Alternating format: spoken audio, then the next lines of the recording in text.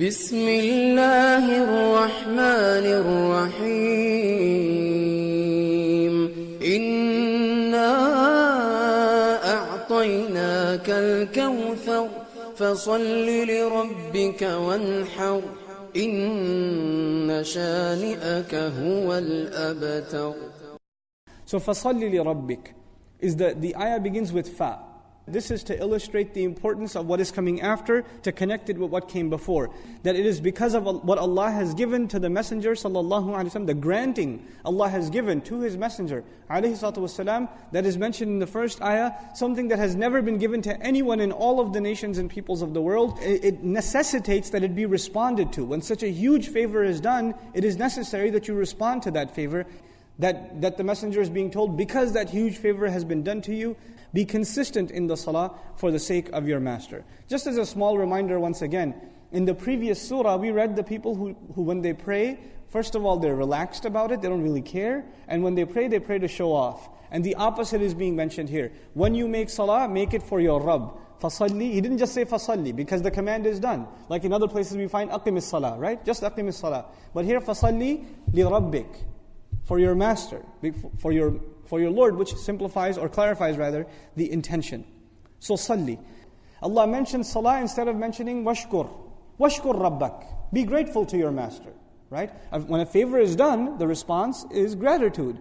So the way we understand this is that the salah is the most comprehensive of all the ways you can thank Allah. The best way to thank Allah, the most comprehensive and most complete way to thank Allah is to actually make salah to Allah Azza wa Jal. This is why we find in the sunnah of the Prophet ﷺ, when something good happens, what does he do immediately?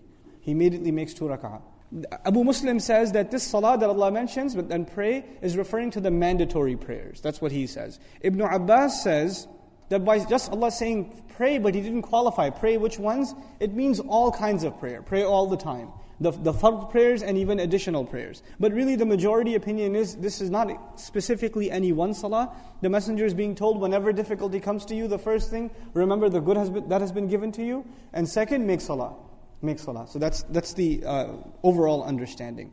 The majority opinion of nahr, wanhar, which is commonly translated as sacrifice, right? That the majority opinion is this is the sacrifice of the day of Eid al-Adha. We find an interesting commentary by Zamakhshari. Allah Azza wa Jalla says, وَأَقِيمُوا الصَّلَاةَ وَآتُوا الزَّكَاةَ أَقِيمُوا الصَّلَاةَ آتُوا الزَّكَاةَ.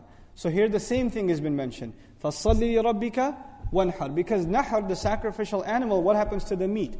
It's given in sadaqah. It's a form of zakah. It's a form of giving. It's a form of sadaqah. So the salah is mentioned first. Just like everywhere else, Allah says, aqimu salah first, and atu zakah second. So the two have been distinguished from each other. But then there are 3 words in the Qur'an for sacrifice itself. Slaughter itself, the act itself. The 3 words are, the first one is dhabaha.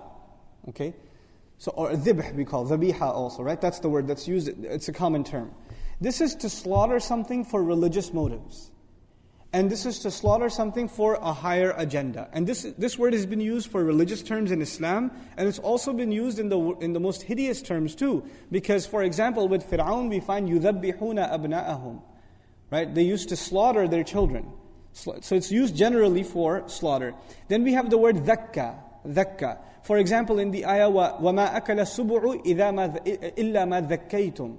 Dhakkah is used to kill an animal quickly. But then we get to the word nahr. Why did Allah use nahr? He didn't say, فَصَلِّ لِرَبِّكَ وَذْبَحْ. Right? He didn't use that. He used wanhar specifically. Now listen to this. This is beautiful. He said, Allah Azza wa Jalla uses the word nahr. It literally means that which is above the chest. Okay? To cut in the throat. To cut in the throat is nahr. Now, who does that remind you of? Ibrahim alayhi salam. And that's where this began. This entire tradition of the sacrifice of Eid al-Adha, where does it begin? It begins with that original sacrifice of Ibrahim alayhi salam. And by precisely using this word beautifully, Allah Azza wa Jal tells His Messenger, these people were told, فَلْيَعْبُدُوا رَبَّ هَذَا الْبَيْتِ 2 surahs ago. They should enslave themselves to the master of this house.